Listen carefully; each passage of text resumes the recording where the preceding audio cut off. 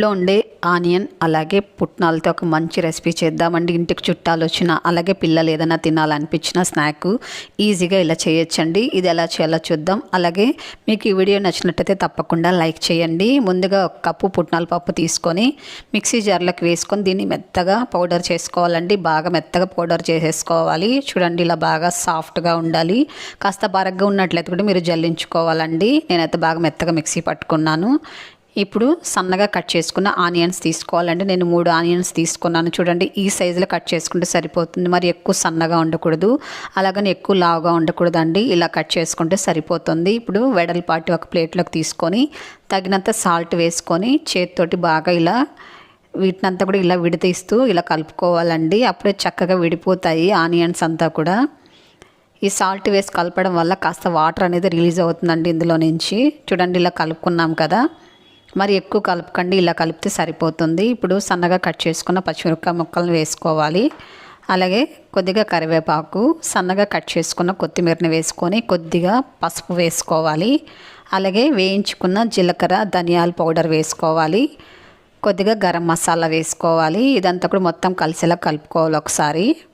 చాలామంది శనగపిండి తిన్నారు కదండి. శనగపిండి తిన్నని వాళ్ళకి ఇలా చేసి పెట్టారంటే చాలా ఇష్టంగా తింటారండి. ఇదంతా కలుపుకున్న తర్వాత మనం మిక్సీ చేసి పెట్టుకున్నాం కదండి పుట్నాల పొడి అనేది ఇందులో వేసేసుకోవాలి. అలాగే ఒక 3 టేబుల్ స్పూన్లు బియ్య పిండి కూడా వేసుకొని మొత్తం కలిసేలా కలుపుకోవాలి.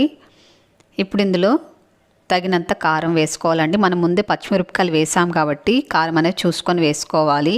మొత్తం ఆనియన్తో ఇలా కలుపుకున్న తర్వాత కొద్దిగా వాటర్ అవసరం అయితే కొద్దిగా ఇలా చిలకరించుకుంటూ కలుపుకుంటే సరిపోతుందండి. పుట్నాల పిండి అనేది బాగా సాఫ్ట్గా వేసుకోవాలి.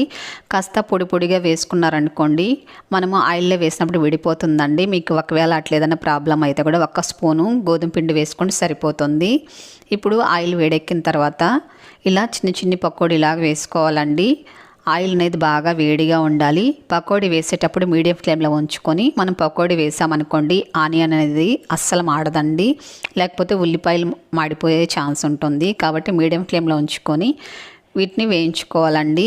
వేసిన తర్వాత కాసేపు కదపకుండా వదిలేసేయాలి. కాసేపు వేగిన తర్వాత గరిటతో ఇలా కలుపుతూ మనము చక్కగా వేయించుకోవాలండి. మీడియం ఫ్లేమ్లోనే ఉంచుకొని. చూడండి మంచి రంగు వచ్చేసింది. ఇప్పుడు తీసేసుకుందాము. కలర్ అనేది చూడండి ఎంత చక్కగా వచ్చిందో. ఉల్లిపాయలు కూడా అస్సలు మాడిపోలేదు, చూసారా? చాలా చక్కగా వచ్చింది. అలాగే చాలా తక్కువ ఆయిల్ కూడా పీల్చుకుంటుందండి. చూడండి టిష్యూ పేపర్ పైన వేస్తే కూడా అస్సలు ఆయిల్ అనేది పీల్చుకోలేదు. టిష్యూ పేపర్ కూడా అంత తక్కువ ఆయిల్ పీల్చుకుంటుందండి. చాలా క్రిస్పీగా ఉంటుంది.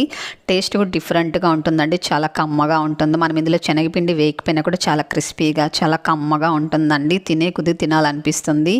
వేడి వేడి టీతో ఇది తీసుకోండి, చాలా బాగుంటుంది. సైడ్ డిష్ కూడా తీసుకోవచ్చు. అలాగే పిల్లలకి స్నాక్గా కూడా ఇవ్వచ్చండి. చూసారు కదా, ఇంట్లో ఉండే ఆనియన్ అలాగే పుట్నాల పప్పుతో ఈజీగా మనకు స్నాక్ రెడీ అయిపోయింది. నచ్చింది కదా? అయితే తప్పకుండా లైక్ చేయండి, షేర్ చేయండి, అలాగే సబ్స్క్రైబ్ చేసుకోండి.